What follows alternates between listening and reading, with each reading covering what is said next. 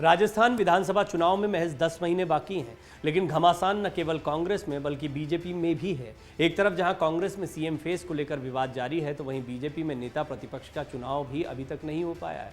गुलाबचंद कटारिया को असम का राज्यपाल बने हुए 11 दिन हो गए हैं, लेकिन चुनाव अभी तक नहीं हो पाया। चुनावी साल में नेता प्रतिपक्ष जैसे महत्वपूर्ण पद पर फैसला नहीं हो पाना सियासी चर्चा का विषय बन गया है। विधानसभा में सबसे बड़ी विपक्षी पार्टी के विधायक दल के नेता को नेता प्रतिपक्ष कहते हैं।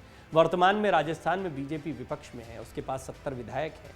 इस रिपोर्ट में आपको बताएंगे कि नेता प्रतिपक्ष का पद कितना महत्वपूर्ण है, चुनाव कराने में बीजेपी को परेशानियां क्या आ रही हैं, क्या चुनाव न कराने में वसुंधरा राजे का भी हाथ है। राजस्थान विधानसभा के इतिहास में ये 9वीं बार है जब बीच में ही नेता प्रतिपक्ष का पद रिक्त हो गया है। पहली, 5वीं, 6ठी, 8वीं, 10वीं, 11वीं, 12वीं और 13वीं विधानसभा के दौरान बीच में ही नेता प्रतिपक्ष बदला जा चुका है। सबसे अधिक 6ठी विधानसभा में परसराम मदेरणा, रामनारायण चौधरी और मेहरावल लक्ष्मण सिंह नेता प्रतिपक्ष बने थे। नेता प्रतिपक्ष बड़े मुद्दे पर सदन के भीतर सरकार को घेरने की रणनीति बनाते हैं। इसी रणनीति के तहत सभी विधायक सरकार पर हमला बोलते हैं। नेता प्रतिपक्ष का पद क्यों महत्वपूर्ण है? राजस्थान विधानसभा में हरिदेव जोशी, भैरव सिंह शेखावत, वसुंधरा राजे नेता प्रतिपक्ष बनने के बाद मुख्यमंत्री की कुर्सी पर बैठे हैं। वहीं परसराम मदेरणा और मेहरावल लक्ष्मण सिंह नेता प्रतिपक्ष के बाद विधानसभा स्पीकर की कुर्सी तक पहुंचे।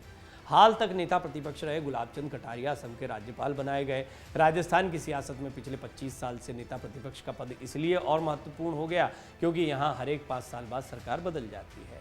नेता प्रतिपक्ष की रेस में अब कौन कौन है? बीजेपी हाईकमान ने भले ही नेता प्रतिपक्ष का चुनाव कूलिंग पीरियड में डाल रखा है, लेकिन इसको लेकर लामबंदी तेज हो गई है। पूर्व मुख्यमंत्री वसुंधरा राजे नेता प्रतिपक्ष की रेस में सबसे आगे हैं, अगर देखें सीएम फेस के नाते, लेकिन इसी वजह से शायद इसको होल्ड भी किया गया है कि हो सकता है इस बार वो सीएम फेस ना हो। हालांकि 70 में से करीब 40 विधायक वसुंधरा के करीबी माने जाते हैं, इस लिहाज से उनकी ताकत ज़्यादा है।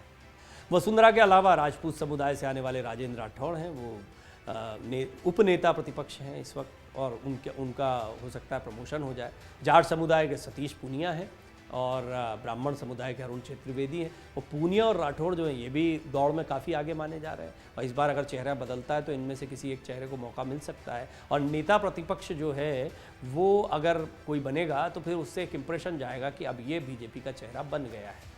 ऐसा ज़रूरी नहीं है कि हमेशा नेता प्रतिपक्ष जो है वो मुख्यमंत्री बन जाए, लेकिन ऐसा होता आया है आमतौर पर जो दल विपक्ष में होता है, और अभी तक अल्टरनेट व्यवस्था कुछ ऐसी ही रही राजस्थान की कि एक बार बीजेपी एक बार कांग्रेस। तो नेता प्रतिपक्ष का पद इसलिए मायने रखता है। फिर भी अब बीजेपी की क्या रणनीति होगी ये तो आने वाला समय ही बताएगा। राजेंद्र राठौड़ वर्तमान में उपनेता प्रतिपक्ष हैं, तो इस लिहाज से उनकी भूमिका जो है वो हो सकता है अपग्रेड हो जाए। अब जानिए नेता प्रतिपक्ष पर नियुक्ति कैसे बढ़ा सकती है पार्टी की मुश्किलें। वसुंधरा को आगे किया तो सारा प्लान धरा रह जाएगा। वसुंधरा राजे अभी नेता प्रतिपक्ष पद के लिए सबसे मजबूत दावेदार हैं। उनके नाम की घोषणा हुई, सीधा संदेश है वसुंधरा पार्टी का चेहरा है। इसके बाद अलग थलग पड़े वसुंधरा गुट के नेता फिर सक्रिय हो जाएंगे। जो उनके खिलाफ हैं वो गुट जो है वो निराश हो जाएंगे होंगे, तो उनके प्रदर्शन पर असर पड़ेगा। पिछले कुछ सालों में पार्टी ने वसुंधरा गुट के नेताओं को बाहर का रास्ता भी दिखाया था। वो नेता भी वापसी की कोशिश करेंगे। टिकट बंटवारे में भी वसुंधरा का हस्तक्षेप बढ़ेगा। ऐसे में पार्टी के भीतर वसुंधरा विरोधी खेमा गोलबंद हो जाएगा। पार्टी को इसका सीधे तौर पर नुकसान होगा। कई जातियों के वोटर्स बीजेपी से कन्नी काट सकते हैं, इनमें जाट और गुर्जर महत्वपूर्ण है। दूसरी महत्वपूर्ण बात, वसुंधरा को साइडलाइन करना भी मुश्किल है। अगर इन सारी चीज़ों को ध्यान में रखा जाए तो भी वसुंधरा से किनारा कैसे करें। राजस्थान बीजेपी में अभी 40 विधायक ऐसे हैं जो सीधे तौर पर वसुंधरा राजे के समर्थक माने जाते हैं। चुनावी साल में वसुंधरा को साइडलाइन करना भी बीजेपी को भारी पड़ सकता है। 2009 में वसुंधरा ने दिल्ली में विधायकों की परेड करवा दी थी। उस वक्त हाईकमान की खूब किरकिरी हुई थी। वसुंधरा 2 बार राज्य की मुख्यमंत्री रही हैं। ऐसे में उनकी पकड़ पूरे राजस्थान में। बीजेपी के पास वर्तमान में ऐसा कोई चेहरा, बिल्कुल वही स्थिति जो अशोक गहलोत की कांग्रेस में। आला कमान कुछ नहीं कर पाए। अशोक गहलोत की चली, सचिन पायलट मुख्यमंत्री नहीं बन पाए, विधायक इनके साथ। यही स्थिति बीजेपी में वसुंधरा राजे सिंधिया की है। इसीलिए वसुंधरा को साइडलाइन कर बीजेपी कोई रिस्क नहीं लेना चाहती। वैसे भी चुनावी साल में बजट सत्र के बाद सिर्फ मॉनसून सत्र होना है। ऐसे में बीजेपी नेता प्रतिपक्ष का नाम आगे बढ़ाकर कलह नहीं चाहती है। वसुंधरा कितनी मजबूत है?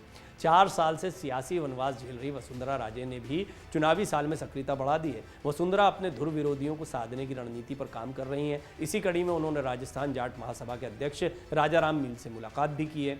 पूर्वी राजस्थान में वसुंधरा लगातार एक्टिव है। 2018 में इन इलाकों में सचिन पायलट ने भारी सेंध लगाई थी।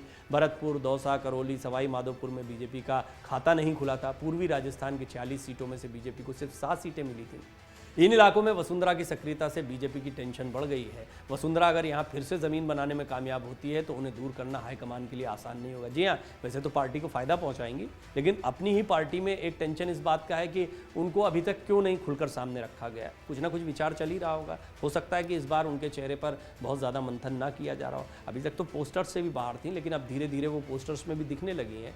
तो कुल मिलाकर क्या चुनावी साल में एक बार फिर उनका दबदबा देखने को मिलेगा?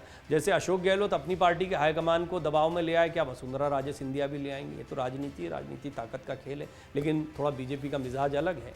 यहाँ पर तेवर दिखाने वालों को किनारे किया जाता है, हाशिए पर रखा जाता है। प्रधानमंत्री मोदी का काम करने का तरीका रहा है, गृहमंत्री अमित शाह का भी काम करने का तरीका रहा है, और इसी तर्ज पर जेपी नड्डा भी काम कर रहे हैं। देखना होगा, बड़ा दिलचस्प होने वाला है। विपक्ष में नेता प्रतिपक्ष कौन बनता है, इससे बहुत कुछ इशारा मिलेगा। लेकिन ये मामला अभी तक लटका हुआ क्यों है, ये बात आपको समझ में आ गई। अगर आप ये वीडियो YouTube पर देख रहे हैं तो हमारे चैनल को सब्सक्राइब करें और बेल आइकन को दबाना ना भूलें। अगर आप Facebook पर ये वीडियो देख रहे हैं तो हमारे पेज को लाइक करें। डाउनलोड करें अमर उजाला ऐप और पाएं खबरें लगातार।